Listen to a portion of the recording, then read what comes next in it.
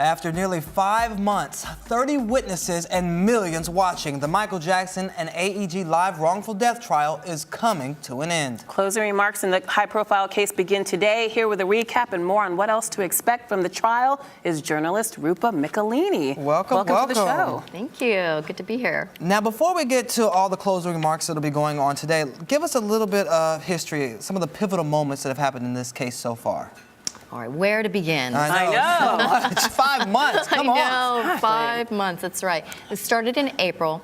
We saw a series of witnesses and evidence produced. The crux of this, the legal issue, is really whether Dr. Conrad Murray was an employee of AEG Live or of Michael Jackson's. Now, some of the evidence that we saw over the months are pretty crucial, and I must say the evidence suggests that Dr. Conrad Murray was indeed an employee of AEG.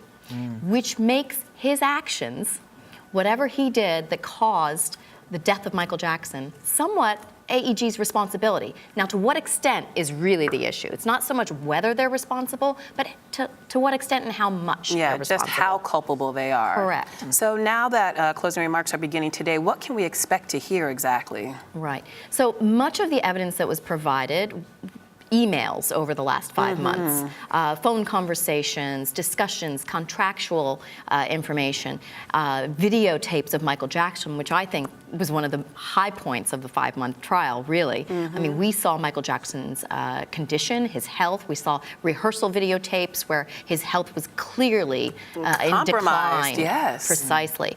But and we saw pictures, very graphic photos. We did, where he was frail and ailing and in difficulty.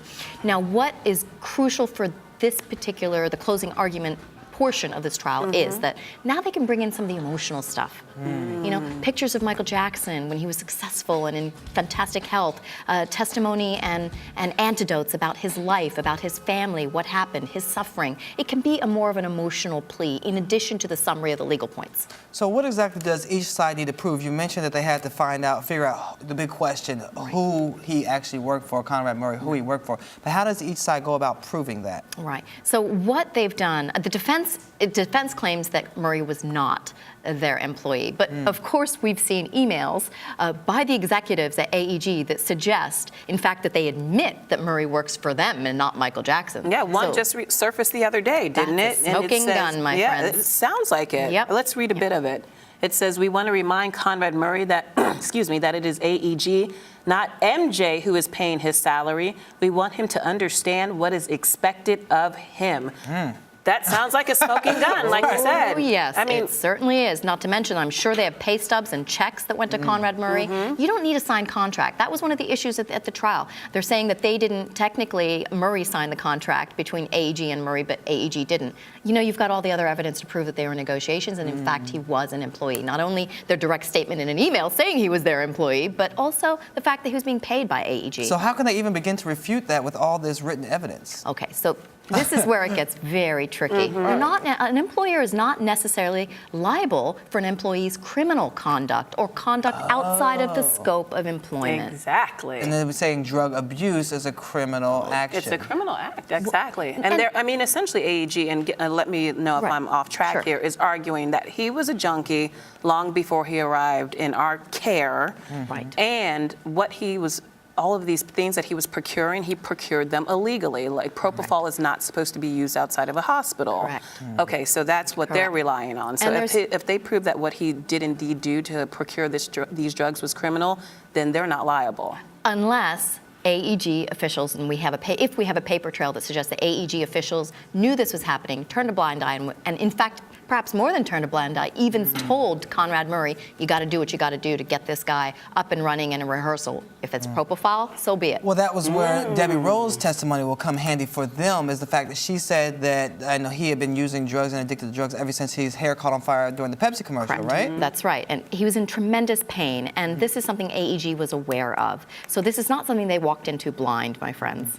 Wow. Okay. So now that we know what's going to happen and what they have to prove, how long is it expected to take in order for the jury to start deliberation? And then once they do, how long until they come up with a verdict? Right. So we've got plaintiffs, that's Michael Jackson's family. Their lawyers speaking to the court and to the jury today they've got 4 hours allotted. Wow. That's their closing arguments. Who knows if they'll take the whole 4 hours? It might be an hour or two, though. Then you've got defense making their comments. They've got 4 hours allotted tomorrow. And then by Thursday, plaintiffs have another opportunity to rebut defense remarks in another set of closing remarks. So at that point, I think we can expect this jury to go into deliberation by Thursday late afternoon, California time. And then we have to sort of look at just in general, historically, how long do juries take to deliberate? Sometimes they deliberate for a day and they come back. Sometimes it's a week and then they come back. Sometimes, I mean, for example, the last Michael Jackson trial, which we all remember in 2005 with the molestation case, the jury took 32 hours over the course of about 5 to 7 days, I believe. And they acquitted Michael. Okay. Now, do all the jurors have to be in unanimous agreement here? They do not. They do not. This is a civil case, so there are 12 jurors, and they only require 9 to be in agreement. Okay. Now, once they make a verdict, the family, this has been called the $1 billion trial. So do you think the family will really walk away with that much money?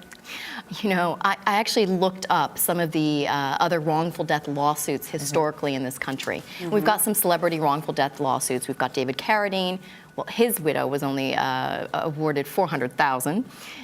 But the biggest one to date is really the Goldman O.J. Simpson award, and that was $35.5 million. So we're not even looking at $1 billion. But here's the thing: Michael Jackson, his future earnings, the argument is that he was well worth in the billions. And is that why they're able to justify even requesting this amount of money, the Jackson family? You don't need to justify it. You just need to, once they decide whether AEG is culpable, then they do another, I want to call it the sentencing phase, but it's not the sentencing phase because that's in criminal law. Right. But then the jury decides, or the judge decides, what amount is appropriate, and they do a calculation. So yes, a calculation is often based on future earnings, but then of course we've got testimony in the trial from doctors that say that Michael Jackson was in very ill health and would not have had the potential to earn as much as the Jackson family claims he could have earned because his life expectancy was far less. So bottom line, who do you think is going to win and how much will be paid out? Yeah. If you were, if you were on the jury, how would you rule? What would your thoughts be right now? AEG is culpable, but not 100%. Michael Jackson himself is culpable, as is Conrad Murray. So really, the culpability is divided among the three, which means that they're going to pay out something. Just don't know how much, and I don't think that it's going to be in the billions. Okay. Well, we'll have to wait and see how this one plays out. All right. But you'll be back to explain it all to us, right? I look forward to it. All right. Well, take care. Thank you so much. You're welcome. All right, now we want to know what you all think about this case. Tweet us about it at Arise TV 360.